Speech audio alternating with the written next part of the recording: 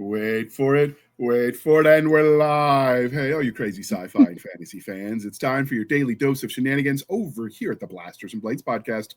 Just a couple of nerdy veterans and one chaos coordinator geeking out over our science fiction passions and fantastical fantasies. A place where I messed that one up. A place where magic is king, the sky is the limit, and space is the place. We are the podcast that puts the fun in dysfunction. So without further ado, we're going to let our guest, Miss Mandy McCullough, introduce herself to our listeners, viewers at home. Hi, everybody. I'm Mandy. I'm a voice actor.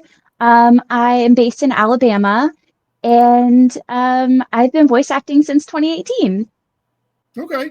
I loved your Backyard Goblins. I thought that one was okay. My only problem with that novel was more with the author and less with you, because the container homes just make no sense to me. Like, by the time you've done all that, build a real dang house, dang it. Like, I get a lot of the preppers want that. I would love a homestead, but container homes just make no sense to me. You're like begging for your house to turn into a rust bucket. That's my rant. So ends my rant. And you're a feral mage most recently. I thought you did a really good job on that one. I love that book. Yeah, it was really great. It was a neat twist, even for people that aren't into like the harem lit. It's got a neat twist on some of the mythology with the chimera stuff that I hadn't seen anyone else do. Yeah, I agree. I really like the way that he wrote that. My favorite character was Vex. I loved her. She's so crazy. It was all around a great book. I'm excited for them to do another one. He leaned into some of the wolf girl tropes without being too much. Where it felt weird. I thought he did a really good job nailing that one. And the growling was chef's kiss, was hilarious. So, all right. So obviously that's where we found you. But before we dive in too deeply, we do have a co-host filling in for us today because Nick's day job. But Jesse, can you introduce yourself to people who might not know who you are? Yeah, sure. I'd hope people know who I am at this point if you've been watching. Hi, everybody. I am Jesse James Fain. I go by the Outlaw Author because the branding writes itself. I write swords fights, fist fights, gun fights, and eventually you'll see a pen name from me that gets into the more spicy side of things. And yeah, that's me. Is there any truth to the rumor that you built a time machine, went back in time, and made your mother give you this name for branding purposes? Sadly not. If I could build a time machine, I'd change a lot more than just making sure I had the right name. Okay. All right. So this is the Blasters and Blades podcast, Mandy. So we do have to do the religion question. Are you ready for this? Yeah, let's go. All right. Star Wars, Star Trek, or Firefly? Firefly. Okay. What is it about Firefly that speaks to you? So I like Star Wars, but I feel like Firefly is just so interesting and fun, and I really like the bad guys. I like the good guys, just all around. I think I just love Firefly. It's got a special place in my heart. I dig it too, and there's a special place in hell for the lady that canceled that show. Although maybe they did us a favor by stopping it before they ruined it. So that's also possible. But I hate when things are cut too short. I get obsessed over things, and I feel like whenever it's cut short, I'm just like, no, give me more. Absolutely. So you said you like Star Wars. Are you a Trekkie too? Do you watch any of it, or is that just not your jam? So my mom is a Trekkie, but I feel like I never got really into Star Trek, but I like Star Wars. And I like all the spin-offs they're doing, like The Mandalorian, like it's so good.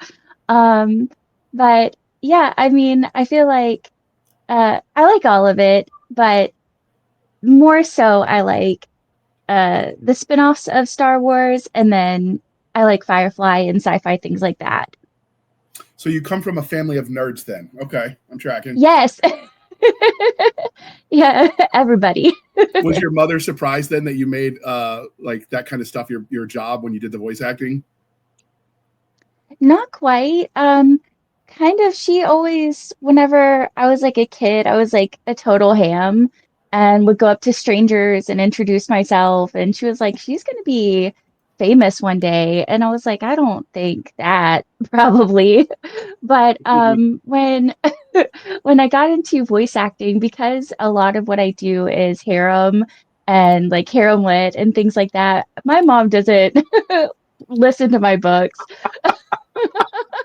Maybe that's a good thing. She thinks it's cool. She supports it, but she doesn't listen to them. Okay. All right. And so because we are polytheistic here at the Blasters and Blades podcast, Game of Thrones, Wheel of Time, or Chronicles of Narnia? Game of Thrones and Chronicles of Narnia. Both are just amazing. Okay. Are you coming at Game of Thrones from reading the books or watching the HBO special or series? Watching HBO.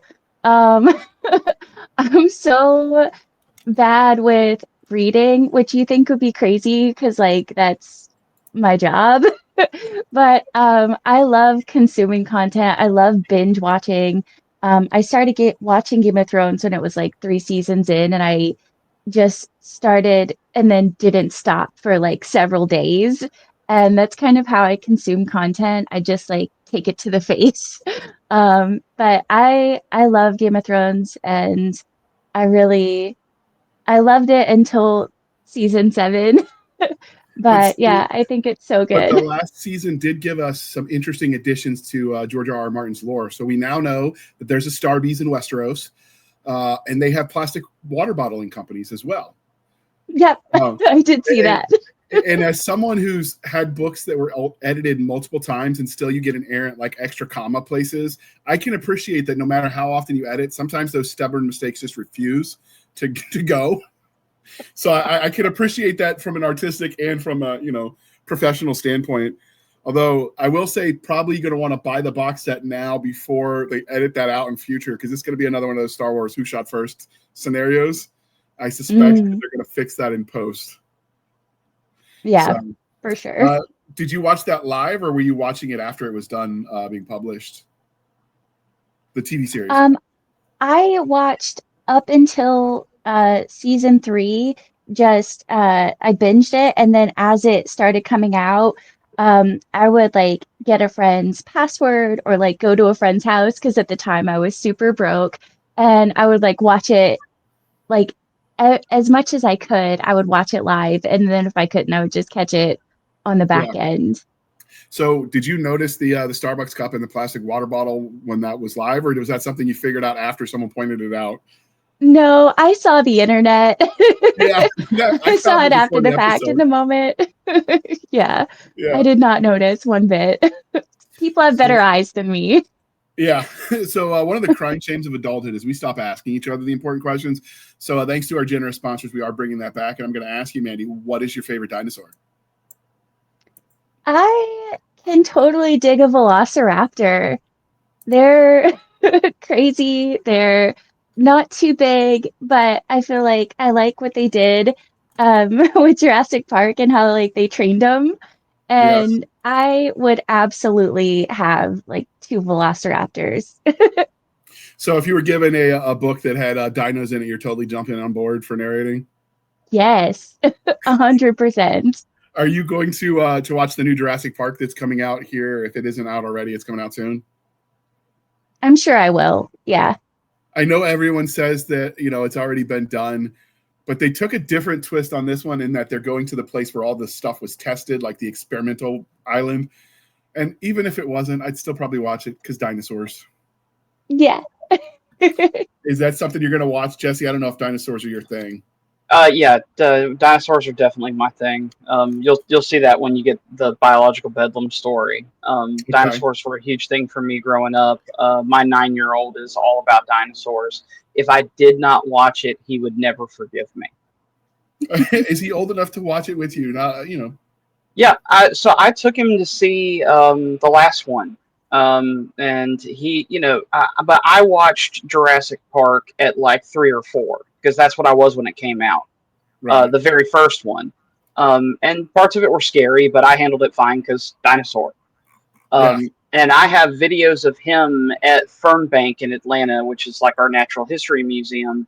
I have videos of him at probably 3 on the rail, bouncing up and down, looking down at it was the Giganotosaurus and the Argentinosaurus. So think like a big long neck and a version of a T-Rex.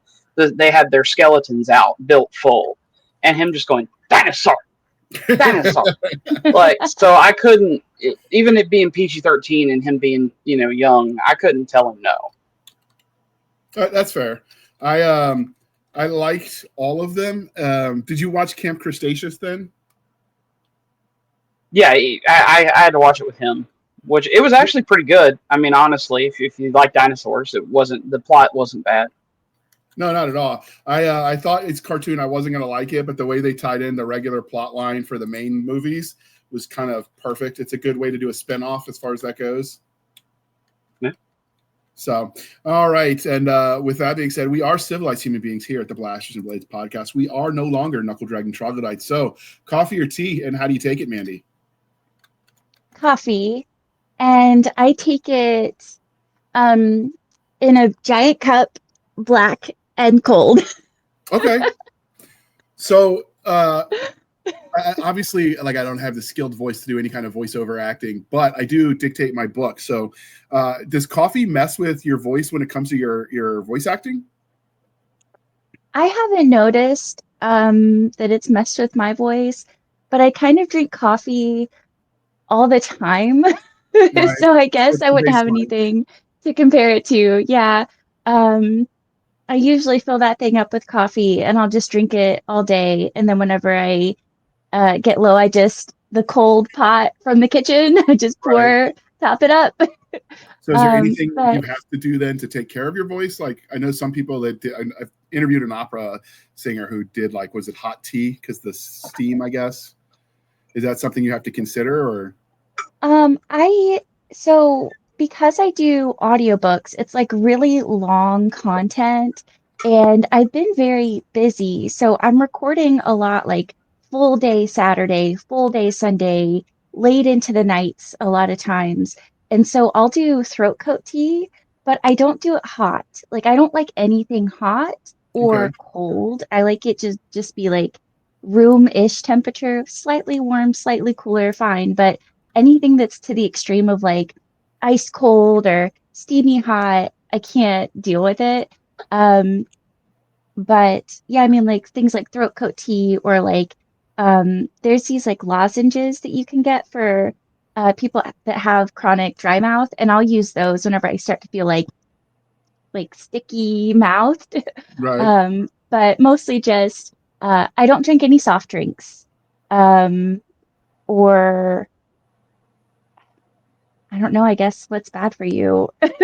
I drink water and I drink coffee and then sometimes throat coat tea. So So, yeah. being water and water, I get you. Yeah, pretty much.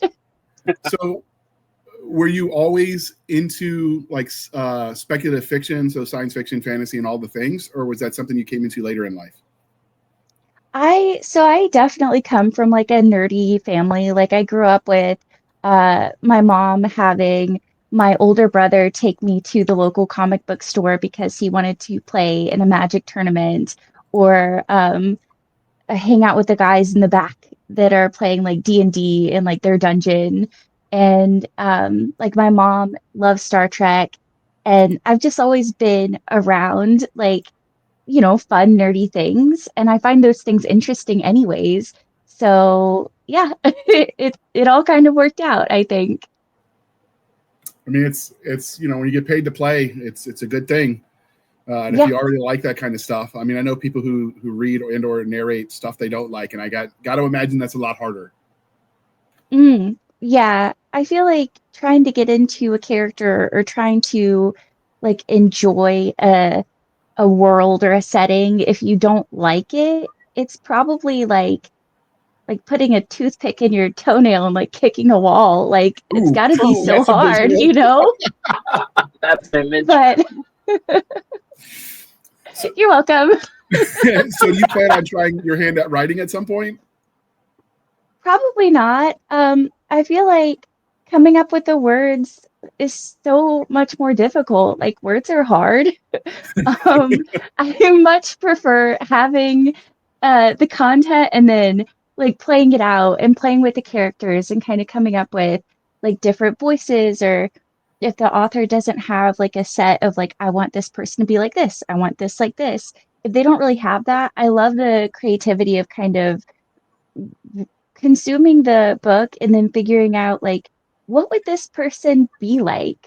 How would this girl act? How is this how are these people interacting? And I love kind of thinking of that in like my like little mind map imagination and then kind of just coming up with the characters and figuring out how it all fits together based on like the author's work. So how much notes do they give you when you do that? I mean, obviously they're pronunciation guys, but do they give you like, this is kind of who the character is, or do they leave that for you to interpret when you read the story?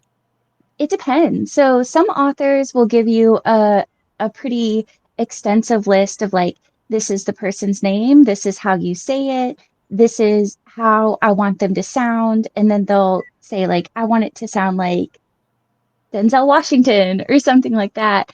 But what I've noticed is a lot of authors will just kind of give you the book and then let you sort of figure it out. And that's good and bad, I feel. Like whenever you can kind of figure out the character yourself, it kind of comes organically and you can kind of like read them, think about how they interact with the rest of the cast, and then kind of come up with like a voice and a pacing and just like how excited are they? Are they more chill? Do they like do things like in a deadpan way and just kind of like figure out how that fits?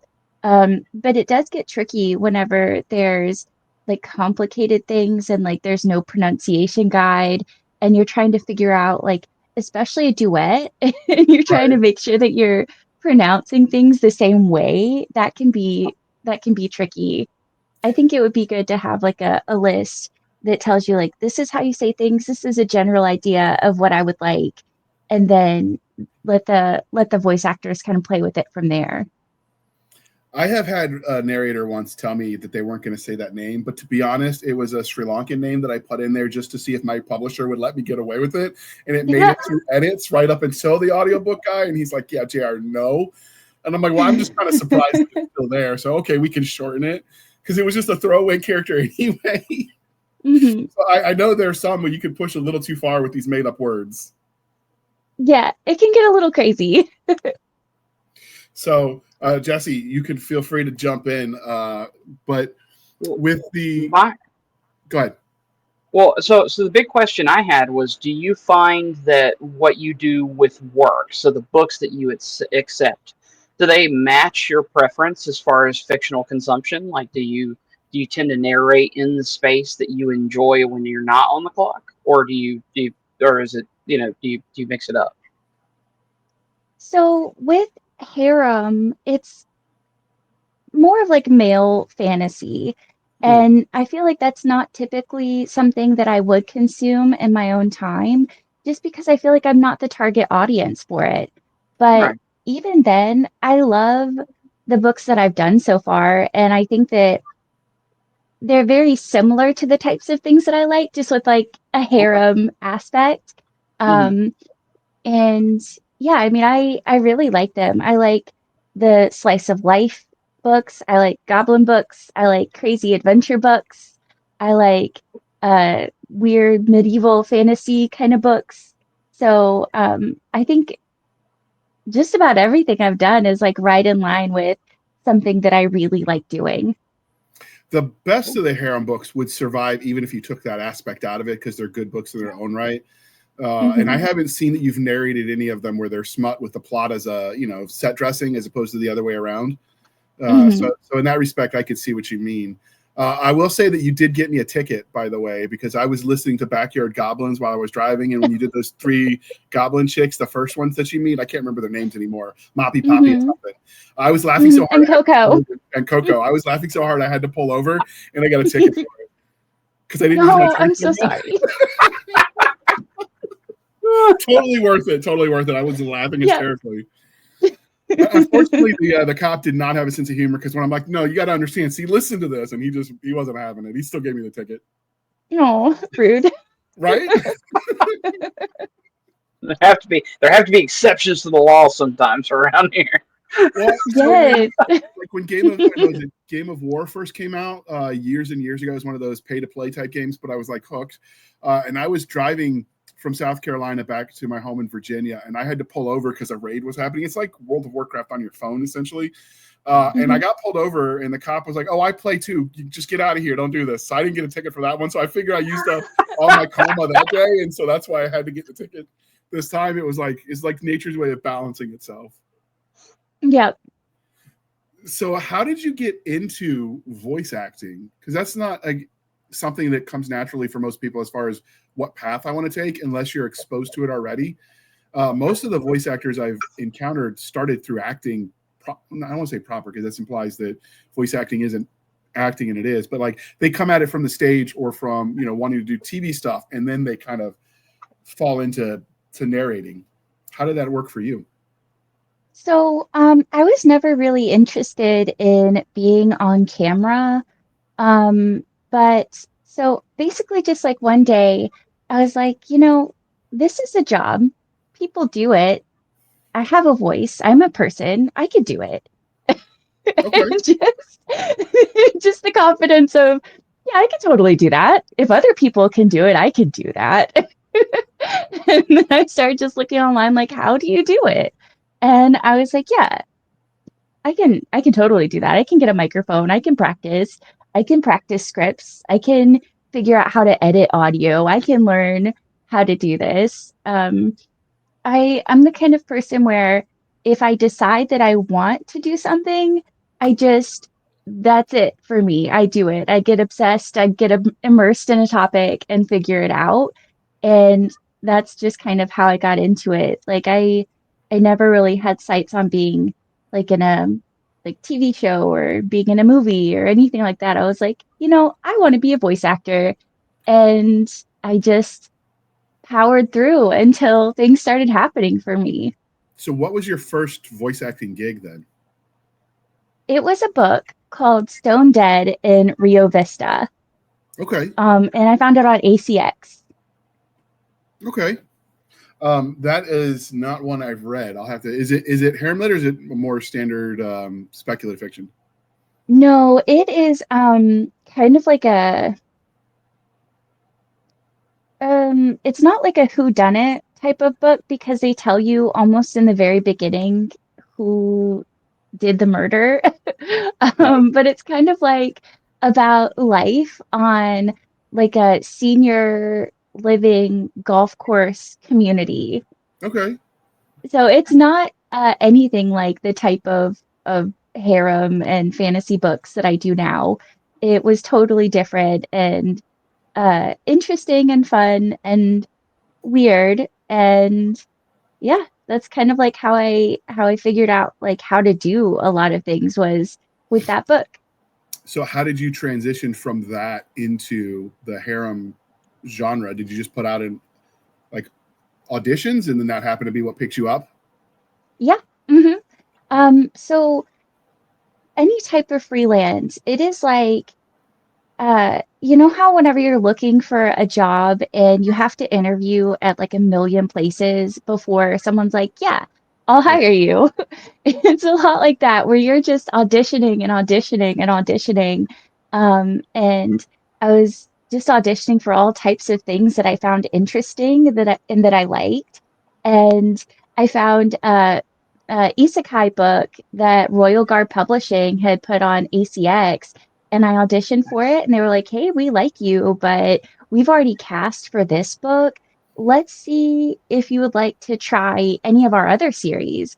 And so I ended up auditioning for Aftermath Falls by Laura Lust, and they really liked it. And so I started with that series, and it just kind of took off with Royal Guard from there. Yeah, Marcus is a business machine when it comes to Royal Guard Publishing. Yeah, no joke. Yes. And his insight into the business. And I'm a little biased because I like to see an Army boy made good. Because our service overlapped. I didn't know him in the Army, but I know like he was in around the same time I was. So it's definitely interesting. Now I will say when it comes to audiobook narrators, most of the time you look at their studios when they will share pictures and it looks like they're stuffing themselves into a closet and it's all like moving blankets hanging from walls, even though they're industry standard, like these are sound dampening blankets, it still has that kind of I'm in the back of a semi vibe. Yours is the first one I've seen that's like vibrant and colorful. So what went into you designing your studio? That's kind of who I am as a person. I am pretty vibrant, colorful. I like pretty colors. And so when we bought our house, I kind of used like a larger room, and then we built a wall, sheetrock, and like we framed it out, and then like insulated it with rock wool, and then sheetrocked it. And I wanted a big enough space where it felt comfortable and like I wasn't just in like a little like shoved into a closet kind of Right. thing. Um, and I wanted to have like the things that I like around me and pretty stuff to look at while I'm working. And, you know, of course, you can't really have like windows nearby because there's a lot of outdoor noise that comes in. But I wanted something that kind of felt like I wasn't boxed in. And so I found these little audio panels and I set it up almost like it were a window. So it's like I'm looking into a fantasy space while I'm working. Um, and yeah, I So just kind of wanted to surround myself with things I liked. so were those painted to be hung like that and you just happened to luck out, or did you paint the panels? I got them on Amazon. Really? That's so awesome. That's Yeah. cool. Cool. You got lucky. I've never seen anything like that, so I'm digging it. Hmm. So you get a book, right? You've signed your contract. You get the book, and I'm imagining that you don't have time to sit and read 60 to 100,000 words before you start this process. So what's the process like, kind of on the fly? Do you just like throw the book out and start talking and stumble through until you get a rhythm, or how does that process work? So, once I have a book, like I've auditioned and this is the book that I'm gonna do, I read through it from beginning to end. Okay. And like I like to think of like what would this character be like? How does it interact with the other characters? I like to kind of start coming up with the voices and like is this is this like a really bubbly girl that's kind of like from Alabama? Is it or is it something like a fantasy character where it's like whenever I did like Backyard Goblins and it's like Moppy and Poppy are the same type of goblin and then Coco is a different type of goblin. So then it's like, okay, so like how do you like establish like this is what one sounds like, this is what another sounds like. And I like to kind of map all that out and have an idea of who they are and how I want to present them. And then once I kind of have that all worked out, that's when I start the book. So I do the prep Okay. work ahead of time. And that way I'm prepared and it sounds good for the listeners. Like I don't want to give them something that's just like, oh, I don't really like that. Everybody has their opinions, of course. Not everybody's going to Right. like everything, but I try to do as much as I can to uh, like flesh out the character and how my voice would fit with those characters before I even start recording a line. Okay. So one of the things I've noticed, it started with Hamlet, but I've always suspected like an ensemble cast for an audiobook could work. Although it definitely is more expensive on the production side. Do you have a preference when you do the dual narration, or do you prefer the solo work? I like duet personally because I feel like I have a relatively high pitched voice naturally. So doing a man is tough. And I feel like I don't do a convincing enough dude. Like as much as I try, like as deep as I can get my voice, like having it deep isn't sustainable in a book. In a book, it that deepness does not last long. It wears me out. So I definitely like having a guy do the guy parts, a girl doing the girl parts, and I think it just sounds better and more put together. So how do you decide who's going to be the primary narrator of the pro? Obviously, you do the actors. When you do dual narration, you do the voices of the gender that you are. But how do Mhm. you determine for the rest of it who's reading what? That totally depends on the project. It depends on what the author wants and what the publisher wants. So that's something that they'll tell us, like, oh, I have a male led duet, or I have a female solo, or I have a female led duet. and you'll know like ahead of time what it is and what they want. And so I'll know like, okay, if it's a male-led duet, then I can read the book and I can get it done in about this amount of time. But if it's a female-led duet, then I'm doing a lot more work and I can kind of plan out my schedule to make everything fit. Okay.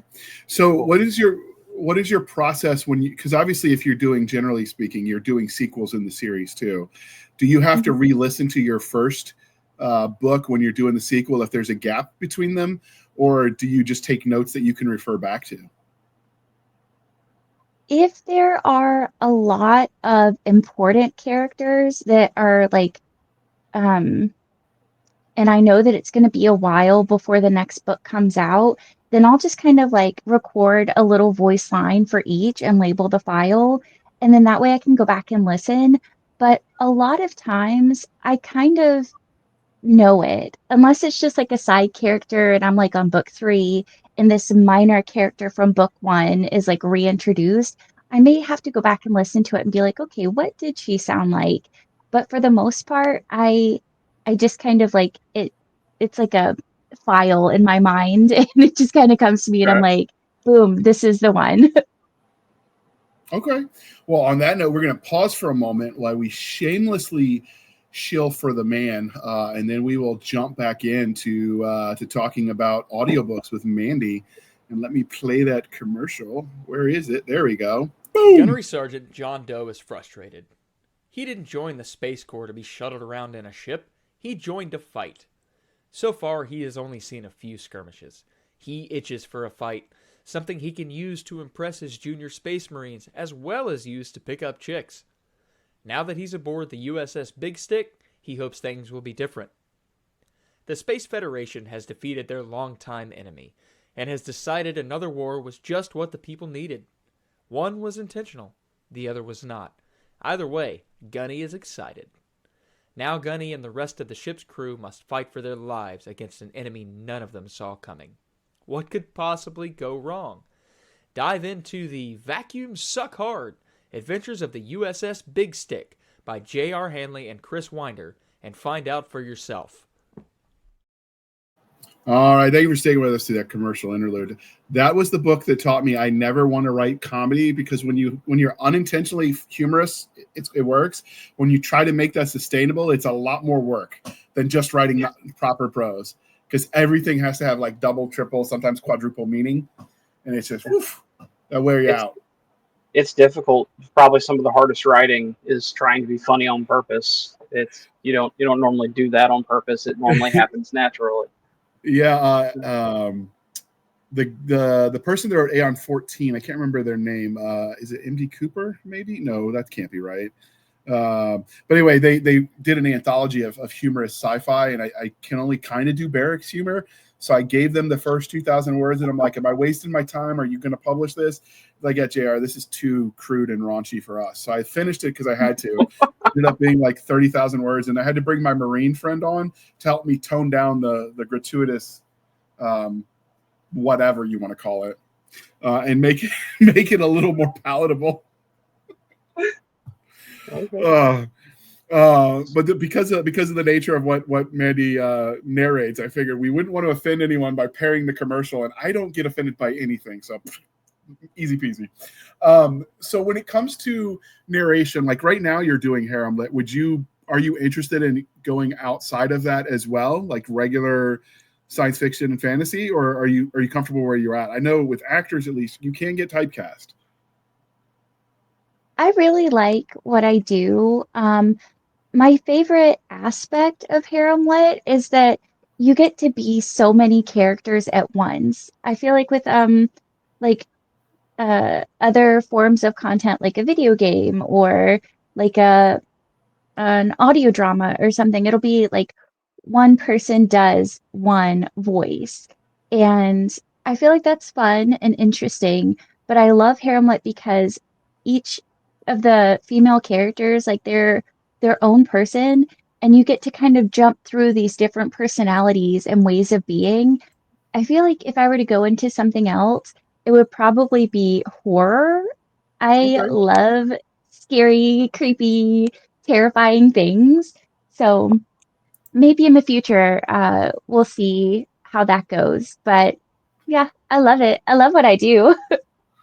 Is there a character type or a certain character that just like you've kind of fall in love with? Like, I know we run into that as writers a lot, where it's like, oh, hey, I don't want anything bad to happen. There's the old advice of kill your darlings. So on the acting side of it, do you run into a character type or a specific character that you just really, it's like, man, I want to play that character again?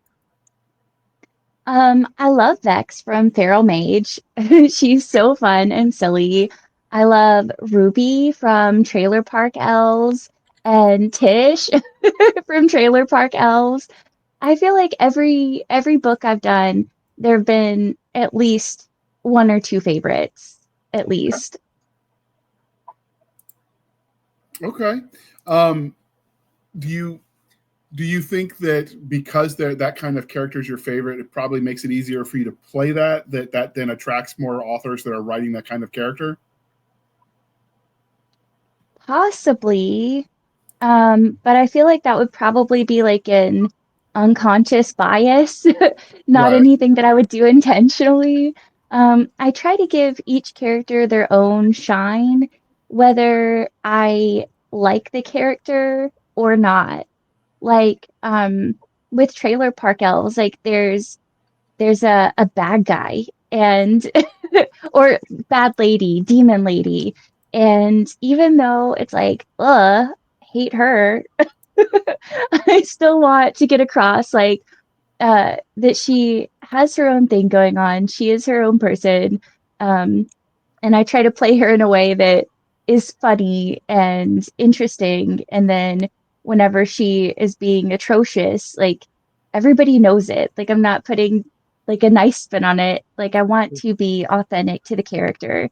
So I feel like whether I like them personally or not is kind of not as relevant to how much I put into them because everybody's going to have their own favorites and things that they like.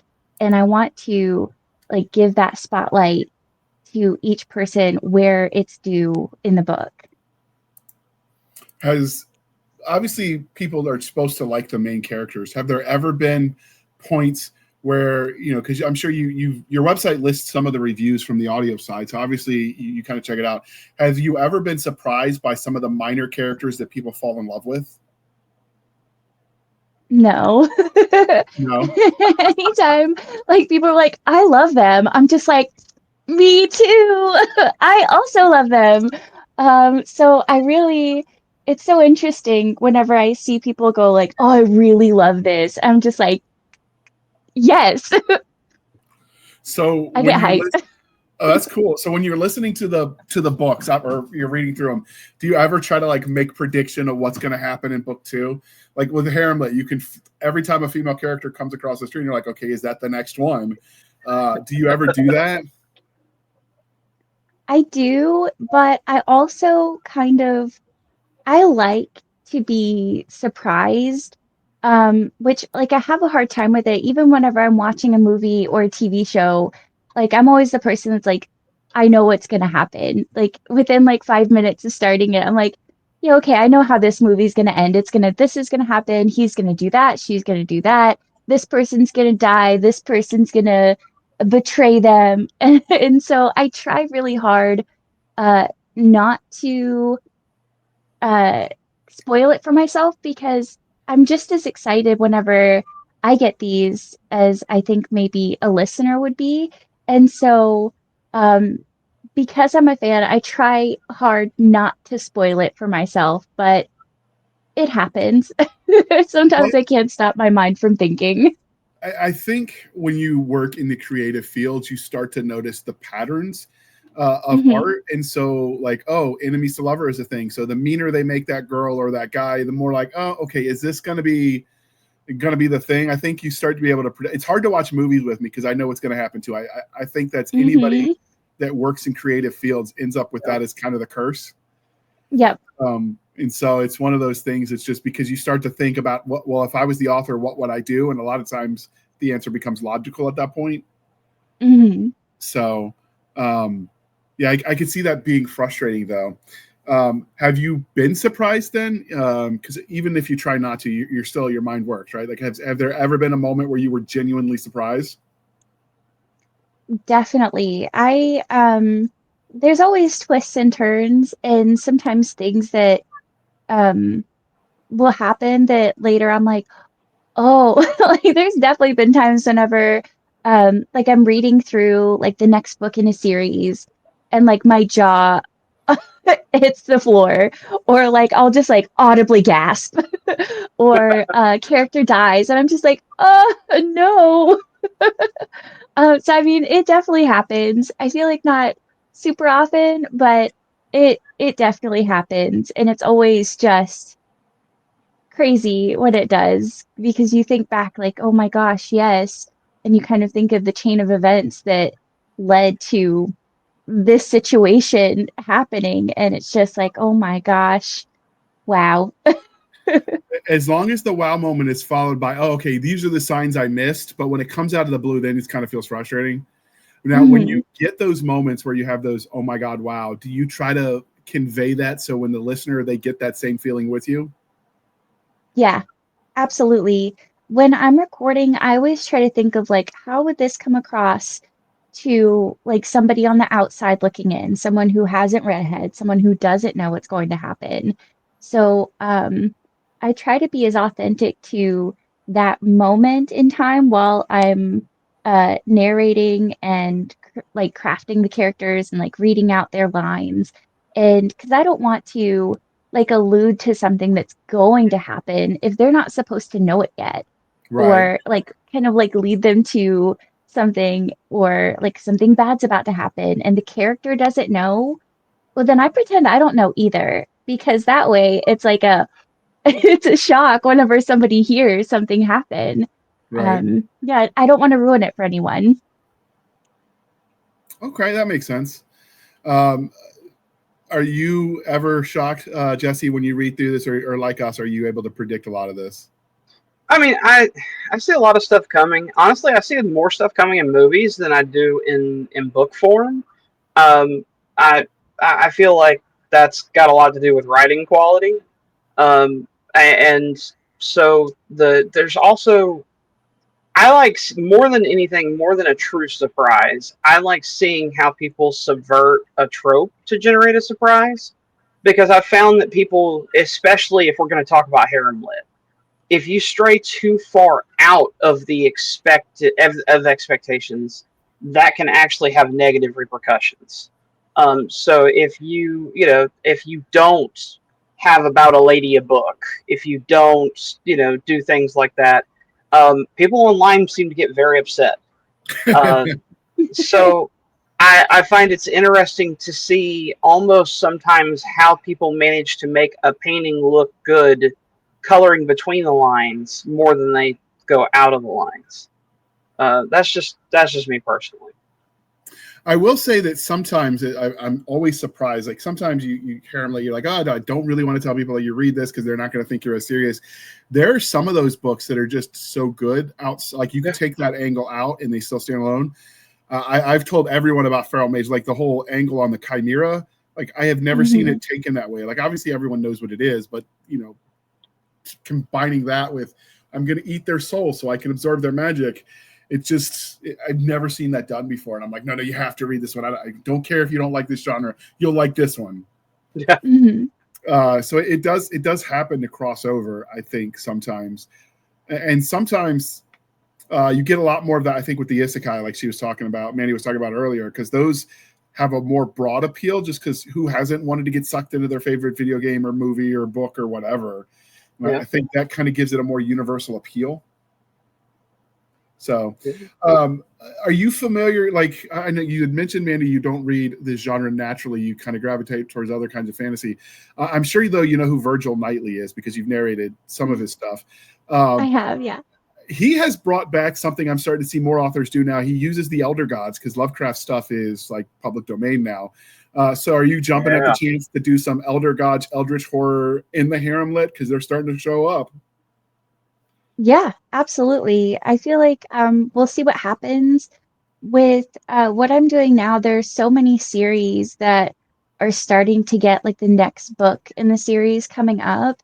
So while I don't want to like miss jumping on a train of something that's new and exciting and that, is starting to become popular, I also have to kind of make sure that I'm not stretching myself too thin and am able to turn around the projects that I'm doing right now in a timely manner.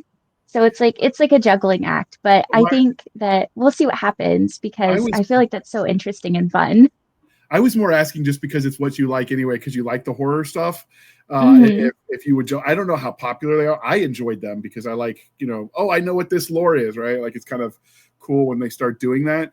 But I don't, like I said, I don't Hmm. know how universally popular they are. But if that's already something you're interested in anyway, why not, Hmm. right? Like Yeah. it works.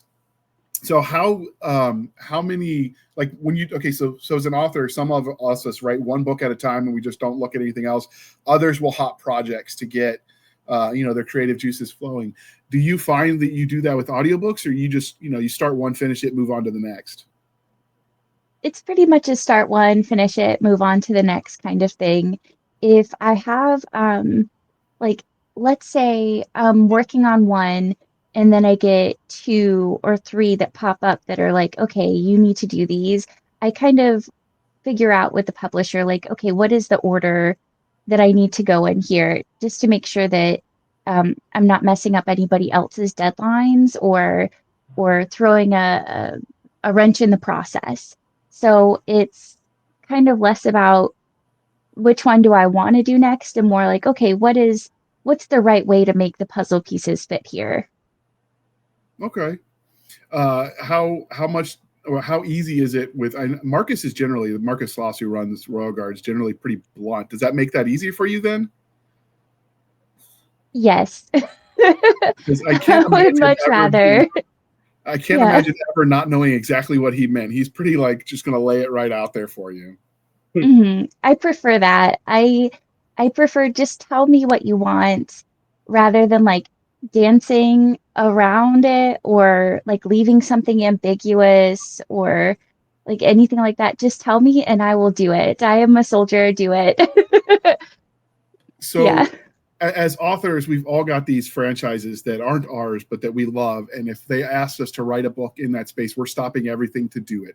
Are there any franchises out there that if they said, Mandy, we want you to narrate this book, that you're stopping everything for? Is there anything you're that hardcore into?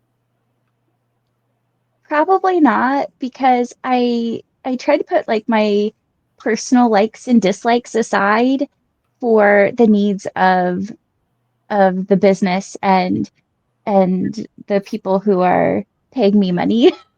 Sure. So even if Yes. I like something and I'm like, oh, I really wish I could do that instead this weekend. Uh, if something else is more important, then I think of like the priority rather than what I would prefer to do. That's the professional answer. Okay, we'll allow it. Yeah. If So my I'll, publishers are listening, disregard my comment about stopping everything. I'll rephrase in a safer manner. Is there anything that you haven't done yet as far as a style or a story type or anything like that? Is there something that it was like, man, I really want when the schedule's clear, when I don't have anything else to do, this is what I want to be the next thing. Um, Not necessarily.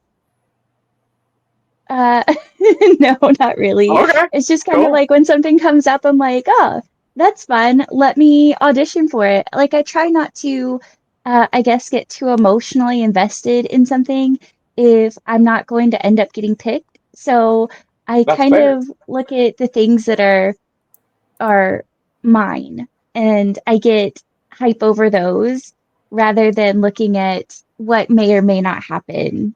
Yeah, okay. That's a good answer. Um, do you think that you're ever, so right now some publishing companies, audio publishing companies, are starting to do more of the ensemble cast where it's not a solo narrator or a dual narrator. It's almost like a Hollywood script that they're reading, but it's audio only, almost like the old time radio programs. That's starting to become a thing. It's niche, but it's there. Is that something you think would be fun to do, or do you really like the solo and the dual narrating style? I think it would actually be so fun to have like a full cast of characters and like sound design and just like what you said, like instead of seeing it, you're hearing it. I think that would be so fun to be a part of. Um, I think it just depends on the project, but I imagine that that would be really delightful for the fans and listeners to just kind of like be able to like close your eyes and just immerse yourself in the world and see things the way that you would want to see them while hearing everything happening. I think that would be really fun. I would love to do something like that. I've listened to a few of them. Most of them were like mystery kind of vibe. It was almost like Clue, but on the radio. But the whole concept was fast. I imagine they are expensive to produce, though. Yeah, which likely. is where the holdup is. But I've seen some of them that were fantastic. I imagine they're and unless you're the main person doing all the audio editing, if all you've got to do is say your roles and stuff, right? Like it makes it a little bit less time consuming on your end, which I'm sure helps. So yeah. Do you foresee branching out to other genres as well if people approach you, or do you like where you're at as far as the hair? Obviously, like you like what you're doing. We've kind of established that, but would you want to do something more Tolkien-esque or more, I don't know, Dune for the sci-fi, like more of the mainline stuff? Because you can get large casts without it being the harem, and that was what you said you like, the characters. Yeah, I'm pretty much open to anything that is fun and interesting. So, like I'm doing harem. I love it. I love working for Royal Guard. I love the authors that I've been working with. I think it's really fun and exciting, but I feel like there's a whole world out there. And definitely if other things come up, other types of fantasy, other types of horror, other interesting things, then for sure, like I wouldn't turn them away. Okay, this is the important question. You did say you've done some mystery stuff, and that the first one you did was a kind of a mystery where they told you on page one. Do you read mysteries on your own? Not necessarily. So, right now I kind of use my reading time for audiobooks. Right. And I will kind of like watch TV and watch movies, and or like play Astrobots. Ooh, And so instead of like reading, I'm kind of just doing other things with my time. that's fair. And games are as immersive as books, so I dig it. I love Astrobot. I've been playing it nonstop for weeks. And once I beat it, I just like restart anew and, and just start playing again. I love it so much. It's so cute. And I love the like textures and the sounds and the way the controller like vibrates and you can hear everything. It's so immersive and I love it so much. I was wondering because one of these days I need to find someone who will validate my process of reading mystery books where I read the end so I know what happens and then I read the book. I'm told it's like scandalous and heretical, but one day there will be that one person that agrees with me so I know that all is right in the world. I am like that as a person where I want to know what happens. And if I can't suss it out immediately, like in a book or a movie, like if it just doesn't come, then I will Google it. I know that's so bad, but I just want to know what happens. And then I can know how I should feel about it. I like that. I've heard some narrators say they get a little bit offended when people listen to their audiobook at like 1.25 to whatever speed. Because I know people that like speed the hell out of their like, I only do that with the slow talkers, but does that ever bother you when people are like, I spent all these hours and you're listening to it on fast forward? No, I feel like consume content how you want. Like it's not up to me to tell you how to live your life. And if that is what you like let your freak flag fly.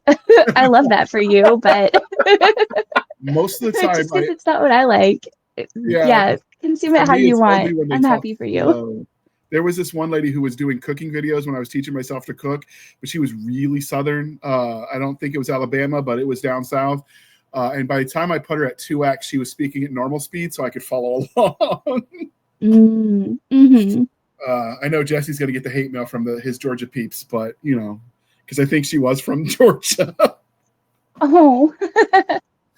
I'd be happy to take the hate mail. I know we pawn that off on Stabby, but I'm more than happy to get in flame wars with people. I think it's fun. I just avoid it as a business decision. So if the only flame war I'm in right now are all the people that are flat earthers that are sending me their hate mail. So Mandy, we interviewed Emily Tanner, who wrote Lightspeed Raiders as her debut novel. Happens to be harem, but it's just a debut author. She's from Australia. So the joke was that according to the flat earthers, Australia can't exist. So the Australians are actually living on an aircraft carrier, and they're all crisis actors because it's the only way their worldview works. And so I made that joke, and it got into the clips. And I don't pre-screen the clips that are generated by StreamYard. I just upload them as they are and throw this is how you find the episode stuff on there. And so I started getting all kinds of letters, hundreds of them, from flat earthers telling me how wrong and I think they just like activated the flat earth army, and they just all started spamming my email. I don't know what's scarier, that they're that bored and they're just trolling because they have nothing else to do, or that they actually believe it. I'm not sure which is worse. I think it's a combination of the two, but both is like unsettling, right? Because it's like either you have too much time on your hands, way too much, or you actually think this is real. And like, it's just like both sides of the spectrum. It's just like, man, that sucks. So sucks for our world. So since that's kind of a conspiracy theory, you've done some books that had kind of conspiracy theory angles to it. Was that something you had fun with? I'm thinking of Backyard Goblins with some of what was going on. Was that fun, the conspiracy angle in the fiction side of things? Yeah, absolutely. I think it was fun. I I really like how they did it, but I feel like of course with any character that has like a ton of money, I feel like it becomes a bit less realistic, and of course more fantasy, where they're just kind of like free to set their lives up how they want because there's no monetary constraints there. Yes. But in the real world, I feel like it would be absolutely bonkers, some of the things from like conspiracies and like even things like Backyard Goblins, for sure. But it was so fun to do. I We really call love that that book. FU money. So we did promise you we'd keep it to an hour. Jesse, did you have any questions for her before we start bringing this to a close? I think we've covered it pretty well. It's really cool to meet somebody that is working in the harem space, is kind of working on the other side of a coin as far as making the story come to life for people. But I'm pretty good here. I've gotten to get some good information and see the lovely person that Mandy is, and I'm good to go. So I listened to Feral Mage, and I'm like, I don't know why I've never listened to this lady's audiobooks before. We have to interview her. And since you're very easy to find, because you're active or quasi-active, you're there in the Discord for Royal Guard. So, people can ask you questions if they so desire. And then I started prepping for the show, and I'm like, wait, you did Backyard Goblins? You did this? I've listened to those, and I just it didn't register. I think because Feral Mage is all you, there's not a co-narrator. It made it pop more. Whereas if you do dual narration right, you kind of blend into each other, and it makes it a little bit more of an effort, I guess, for you to realize who's doing what on the voice side of things. I can see that. So this is the part of the interview, dear listener, where I remind you to please be kind and speak your mind on the reviewing platforms. Your reviews help the right readers find the right books, and it really does matter, especially on the audiobook side, because I've seen a lot of narrators get slammed for book decisions they didn't write. Like they're literally just reading what they were given. So if you don't like the plot, don't blame the narrator. They didn't have anything to do with that. I read some of those reviews, and I'm just like, they don't know how this works. But yeah, leave the reviews. It really does matter. And with that, Mandy, how might they find you on the wild interwebs? Yeah, you can Google me, Mandy McCullough, Mandy McCullough audiobook. You could go to my website, voiceovermandy.com. You could look on Reddit, Voiceover Mandy. You could look on Discord, Voiceover Mandy. I'm sensing a theme. You could, yeah. Try to make it super easy, I don't want to have to keep up with a bunch of different names and stuff. It's me. I'm Mandy. I do voiceover. Voiceover Mandy.